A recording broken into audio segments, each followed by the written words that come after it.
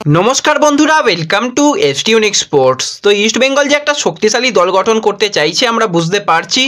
মাধি তালালের মতন বিদেশি প্লেয়ারের সই হয়ে গেছে, দেবজিৎ মজুমদারের মতন প্লেয়ারের সই হয়ে গেছে, আরও বেশ কিছু প্লেয়ারের সই ইস্ট বেঙ্গল কমপ্লিট করছে। তার সঙ্গে সঙ্গে একজন বক্স স্ট্রাইকার ইস্ট বেঙ্গলের দরকার ছিল, যে কিন্তু গোল করে দলকে জেতাতে পারবে। সেই রকমই কিন্তু গোল মেশিনকে নেবার এবারে অল আউট চেষ্টা ইস্ট বেঙ্গল করছে। সেই আপডেট শেয়ার করার সাথে সাথে বেশ কিছু ট্রান্সফার আপডেট শেয়ার করে নেব আমরা এই ভিডিওতে। তাই ভিডিওটা শুরু থেকে শেষ পর্যন্ত দেখার অনুরোধ করলাম। আর ভিডিও ভালো লাগলে সকলে একটা করে লাইক করে দিও। আর যারা চ্যানেলে প্রথমবার এসেছো মনে করে চ্যানেলটাকে সাবস্ক্রাইব করে পাশের বেল আইকনটাকে অন করে রেখো। অনেকেই ভিডিও দেখছো কিন্তু সাবস্ক্রাইব করতে ভুলে যাচ্ছ, তাই একটুখানি দয়া করে সবাই সাবস্ক্রাইব করে নিও, তাহলে তোমাদের প্রিয় দলের খেলার সমস্ত লেটেস্ট আপডেট তোমরা এখানে পেয়ে যাবে। তো চলো আর দেরি না করে ভিডিও শুরু করা যাক। প্রথমেই যদি আমরা একটুখানি ইস্ট বেঙ্গলকে নিয়ে কথাবার্তা বলি, তো ইস্ট বেঙ্গলে যেরকম অনেক প্লেয়ার আসছে সেরকম বেশ কিছু প্লেয়ার কিন্তু ইস্ট বেঙ্গল দল ছাড়তে চলেছে। কিছু প্লেয়ারের তো কন্ট্রাক্ট শেষ হয়ে যাচ্ছে। সেইভাবেই কিন্তু 23 বছর বয়সী ভারতীয় রাইট ব্যাকের প্লেয়ার মোহাম্মদ রাকিব, তার কিন্তু কন্ট্রাক্ট শেষ হয়ে যাচ্ছে ইস্ট বেঙ্গলের সঙ্গে। এবার রাকিবের যদি আমরা এই সিজনের পারফরমেন্স নিয়ে কথা বলি, কিছু ম্যাচে মোটামুটি ভালো খেলেছে, দলকে সাহায্য করেছে, কিন্তু কিছু ম্যাচে এমন ভুল করতে দেখা গেছে সেখান থেকে ইস্ট বেঙ্গলকে পুরো পয়েন্ট নষ্ট করতেও হয়েছে।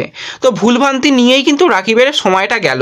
এবার দেখো, রাকিবের কিন্তু আহামরি প্রচুর বয়স হয়ে যায়নি যে সে প্রচুর এক্সপিরিয়েন্স পেয়ে গেছে। এই সিজনটাই মূলত সে সবথেকে বেশি গেম টাইম পেয়েছে এবং সবথেকে ভালো ফুটবলটা তার জন্য অন্তত গেছে। তো সেক্ষেত্রে রাকিব কিন্তু নিজে চাইছে ইস্ট বেঙ্গলে থাকতে, এবং রাকিবের কাছে কিন্তু ইস্ট বেঙ্গল এখনও পর্যন্ত সেরকম অফার কিছু পাঠায়নি কন্ট্রাক্ট এক্সটেনশনের ব্যাপারে। হয়তো বা কালকেই পাঠিয়ে দিতে পারে, সেটা তো ট্রান্সফার মার্কেট পরিবর্তনশীল, কিন্তু আজকে পর্যন্ত কোনো অফার রাকিবের কাছে ইস্ট বেঙ্গলের তরফ থেকে এখনও আসেনি। আর ইস্ট বেঙ্গলের তো মোটামুটি এই সিজন শেষ হয়ে গেছে।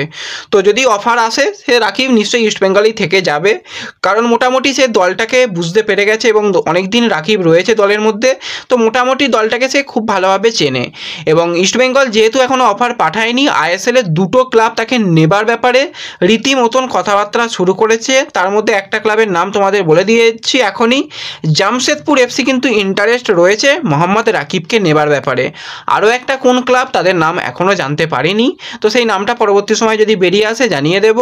তো এরকমই তার কাছে অফার রয়েছে। এবার ইস্ট বেঙ্গল যদি মনে করে যে রাকিবকে রেখে নেক্সট সিজনের পরিকল্পনা করবে, অবশ্যই সাইড ব্যাক দরকার রয়েছে, কিন্তু রাকিবকে আমার মতে বলে রেখে দেওয়া দরকার, কারণ আরও একটা সিজনে খেললে হয়তো তার ভালো খেলাটা আমরা দেখতে পাবো। তো তোমরা কি চাও, যে রাকিবকে রাখা উচিত নাকি রাকিবকে ছেড়ে দেওয়া উচিত? তোমাদের মতামত একটু কমেন্টে জানাতে পারো। তো এরপর আমরা সরাসরি কেরালাকে নিয়ে কথা বলি। তো কেরালার যে পরের বছরে অনেকজন প্লেয়ার কেরালার দল ছাড়তে চলেছে আমরা রীতিমতন বুঝতে পারছি।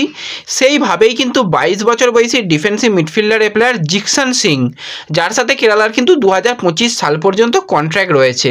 এবার জিকসানকে নেবার ব্যাপারে প্রতি বছরই ক্লাবগুলো চেষ্টা করে, যেরকমভাবে আমরা দেখতাম অনিরুদ্ধ থাপাকে নেবার ব্যাপারে প্রতি বছরই একটা টানাটানি থাকে, বা সাহালকে নেবার ব্যাপারে, সেরকমভাবেই কিন্তু জিকসানকে নেবার ব্যাপারেও আইএসএলের বেশ কিছু ক্লাব অফার দিয়ে রেখেছে। তার মধ্যে যারা এখন ভালো লিড করছে অফারের দিকে সেটা হচ্ছে চেন্নাইন এফসি। তারা কিন্তু একটা বড় অফার এবং একটা ভালো অফার দিয়ে রেখেছে, এবং একটা সময় শোনা গিয়েছিল ইস্ট বেঙ্গলের নাকি ইন্টারেস্ট রয়েছে, কিন্তু ইন্টারেস্ট থেকে তার কাছে অফার আদেও রিচ করেছিল কিনা সেই নিয়ে কোনো রকম কনফার্মেশন বেরিয়ে এখনও পর্যন্ত আসেনি। হয়তো বা ইস্ট বেঙ্গলের টার্গেট নেই জিকসান, কিন্তু চেন্নাইয়ের টার্গেট রয়েছে, এবং চেন্নাই অনেক প্লেয়ারকেই সাইন করিয়ে নিয়েছে। যদি জিকসানকেও করে নিতে পারে তাহলে তাদের দলের জন্য একটা খুব ভালো সাইনিং হবে, কারণ নেক্সট সিজন আকাশ সাংওয়ান সে থাকছে না, আরও একজন প্লেয়ার সেও কিন্তু মাঝমাঠের প্লেয়ার, দল ছাড়ার সম্ভাবনা তৈরি হয়েছে। সেই জায়গাতেই জিকসানকে রাখতে চাইছে ওয়েং কোয়েল। তো দেখা যাক পরবর্তী সময় এই বিষয় নিয়ে আর কি আপডেট বেরিয়ে আসে। তো এরপর যে শেষ আপডেটটা নিয়ে আলোচনা করব, যে ইস্ট বেঙ্গলের স্ট্রাইকার কে আসবে। প্রতিদিন এই কমেন্টটাই থাকে যে স্ট্রাইকার দরকার, স্ট্রাইকার দরকার, স্ট্রাইকারের ব্যাপারগুলো কি হলো? এবার দেখো, একাধিক প্লেয়ারের সঙ্গে কথাবার্তা বলছে ইস্ট বেঙ্গল, সেটা একদম ঠিকঠাক। এবার ইস্ট বেঙ্গল অবশ্যই চেয়েছিল বা ম্যানেজমেন্টও চাইছিল যে একজন আইএসএল এক্সপিরিয়েন্স প্লেয়ার এবং যে ভালো মোটামুটি ফুটবল খেলছে সেরকমই প্লেয়ারকে নেওয়াটা উচিত। তো সেরকমভাবেই কিন্তু মাঝপথেই কথাবার্তা শুরু হয়েছিল একজন বিদেশি স্ট্রাইকারের সঙ্গে। সেই স্ট্রাইকারকে তোমরা সকলেই চেনো, 31 বছর বয়সী গ্রিসের সেন্টার ফরওয়ার্ডের প্লেয়ার ডিমিত্রিয়স ডায়মন্টকস। কেরালা ব্লাস্টার্সের সঙ্গে তার কন্ট্রাক্ট শেষ হয়ে যাচ্ছে, একটা সময় হাওয়ায় কথা ভাসিয়ে দেওয়া হয়েছিল সে কেরালাতেই কন্ট্রাক্ট এক্সটেনশন করছে, কিন্তু সেই দিনে দাঁড়িয়েও আমি বলেছিলাম কেরালার যে প্রজেক্ট বা যে অফার সেটা কিন্তু ডিমিত্রিয়স খুব একটা ভালোভাবে নিচ্ছে না এবং তার পছন্দ নয়। সে নেক্সট সিজনে দল ছাড়ার সম্ভাবনা অনেকটাই বেশি এবং তাকে নেবার ব্যাপারে মুম্বাই তারা চেষ্টা করছিল, এটাও ঠিক, এবং মুম্বাই একটা সময় পর্যন্ত লিড করছিল, যেখানে ইস্টবেঙ্গল শুরু করেছিল কথাবার্তা সেই জায়গায় মুম্বাই লিড করেছিল, তারপর আবারও ইস্টবেঙ্গল প্রস্তাব দিয়েছিল কিন্তু সেই প্রস্তাবটা খুব একটা ভালো ছিল না।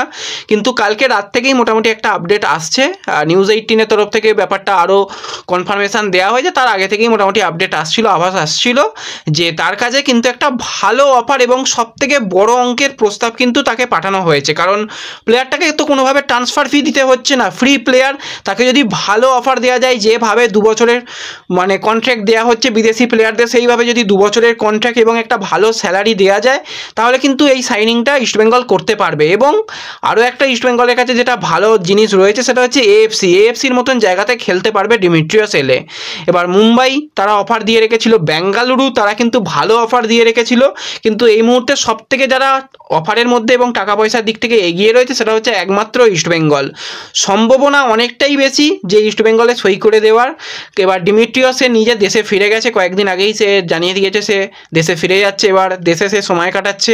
এবার কথাবার্তা তো ইস্টবেঙ্গল ভালো রকম দিয়েছে এবং প্রস্তাবটা খুব ভালো দিয়েছে। এর আগেও আমরা দেখেছিলাম প্রফুকান সিং গিলের ক্ষেত্রেও যে ডিল একদম ভেস্তে গিয়েছিল, কিন্তু তারপর 2-1টা মিটিং হয়ে গিলকে একটা বড় ট্রান্সফার ফি দিয়ে নেওয়া হয়েছিল। সেইভাবেই কিন্তু এই প্লেয়ারকে একদম সাইনিং করিয়ে নিতে চাইছে, কারণ সামনে অনেক টুর্নামেন্ট রয়েছে এবং এই সিজনে যদি আমরা ডিমিত্রিয়াসের পারফরমেন্স নিয়ে কথা বলি, আইএসএল এবং সুপার কাপ মিলিয়ে 20টা ম্যাচে 16টা গোল 4টে অ্যাসিস্ট তার কাছ থেকে রয়েছে এবং কেরালার জার্সি গায়ে টোটাল 44টা ম্যাচে 28টা গোল 7টা অ্যাসিস্ট।